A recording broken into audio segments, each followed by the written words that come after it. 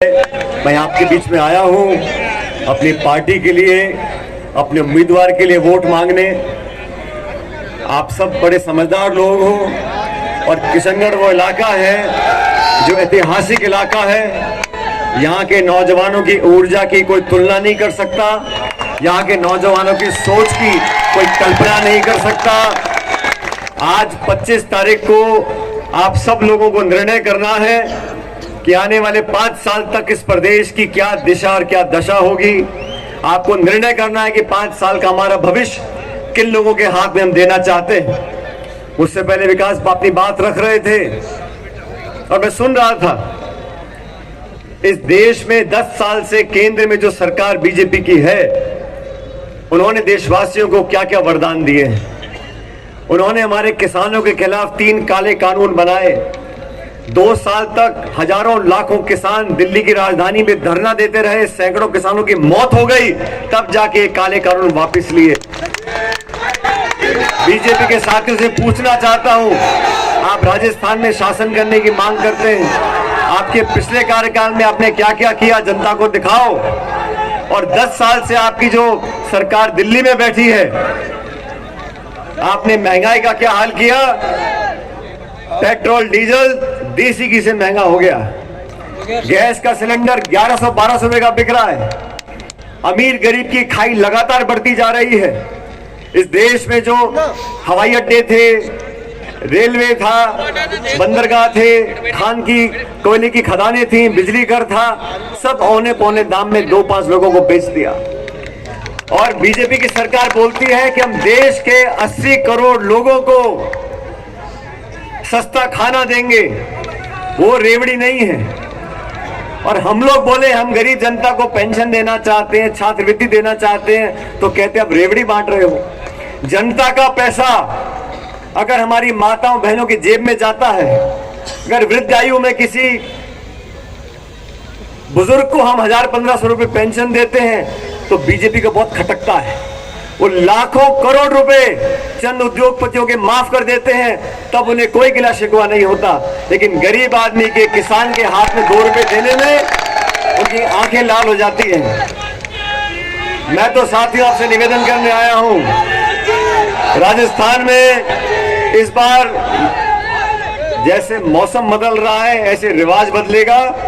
30 साल की जो परिपाटी चलती आ रही है वो टूटेगी और दोबारा कांग्रेस पार्टी की सरकार राजस्थान में बनने जा रही है।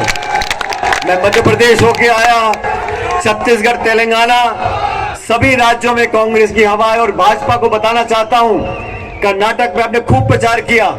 जो मंत्री यहां मंडरा रहे हैं सारे, वो कर्नाटक में भी गए थे और कर्नाटक में कांग्रेस पार्टी जीती।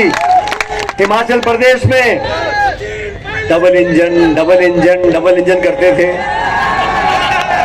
वो हिमाचल प्रदेश में एक इंजन सीज हो गया, कर्नाटक में एक इंजन सीज हो गया। आप 25 तारीख को हाथ का बटन दबा दो, हम दिल्ली वाला भी सीज करा देंगे अगले साल। देश में बदलाव हो रहा है, जनता बदलाव चाहती है, ऊब चुकी है उन घिसे पिटे भाषणों से। कांग्रेस वाले हम लोग बोलते हैं नौजवानों को ताकत देंगे, किसान को मजबूत करेंगे।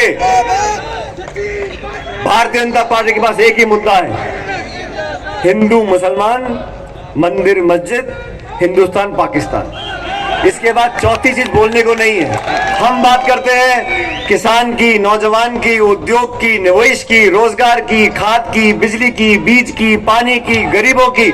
उनको कोई मतलब नहीं है। इसलिए आपको दोनों पार्टियों को आकलन करना पड़ेगा। और एक बात और मेरे कान खोल के सुन लो, ये राजस्थान है, यहां मुख्य मुकाबला 2 ही पार्टियों का होता है, बीजेपी और कांग्रेस।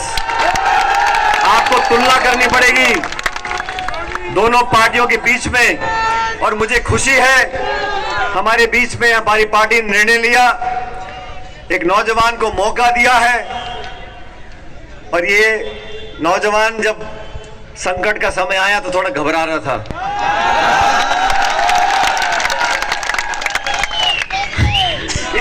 किशनगढ़ में फला बीजेपी का नेता आ रहा है, किशनगढ़ में फला बीजेपी का नेता आ रहा है, वो ये भाषण दे रहा है, वो ये कर रहा है। मैंने कहा तू चैन रख, शांति रख, कोई बात। मैंने आप शांति रखो। मैंने कहा उन सबको आने दो, उन सबको भाषण देने दो, उन सबको अपनी बात रखने दो। सही समय आएगा, हम किशनगढ़ आएंगे। और मैं एक बात बोल रहा हूं, अगर आपको मेरी बात ठीक लगे तो दोनों हाथ इकट्ठे कर बोलना ठीक लगी। ठीक है? भाजपा के नेता आए, भाषण दिए, चले गए। 1 आए, 2 आए, 3 आए, 4 आए। मैंने कहा कितने भी आओ, 100 सुनार की और 1 लोहार की। और मैंने कहा था मैं आके अपनी पार्टी के लिए वोट मांग के जाऊंगा, क्योंकि सरकार कांग्रेस पार्टी की बन रही है। किशनगढ़ में, अजमेर में, जहां जहां कांग्रेस पार्टी ने उम्मीदवार दिए, हम लोग कांग्रेस के कार्यकर्ता हैं और हम लोगों ने कांग्रेस के लिए संघर्ष किया। आप सब लोग इस बात के गवाह हो। 2013 से 18 तक बीजेपी के पास 163 विधायक थे, 200 में से 163, और मोदी जी प्रधानमंत्री बने थे। लोगों ने कहा अब तो दशकों तक कांग्रेस पार्टी आने वाली नहीं है। इतना प्रचंड बहुमत मिल गया भाजपा को, मोदी जी प्रधानमंत्री बन गए, भाजपा की सरकार राजस्थान में आ गई, अब कांग्रेस का भविष्य नहीं है। हमने कहा नहीं, हम सड़कों पर जाएंगे, धरने देंगे, जेलों में जाएंगे, लाठी खाएंगे।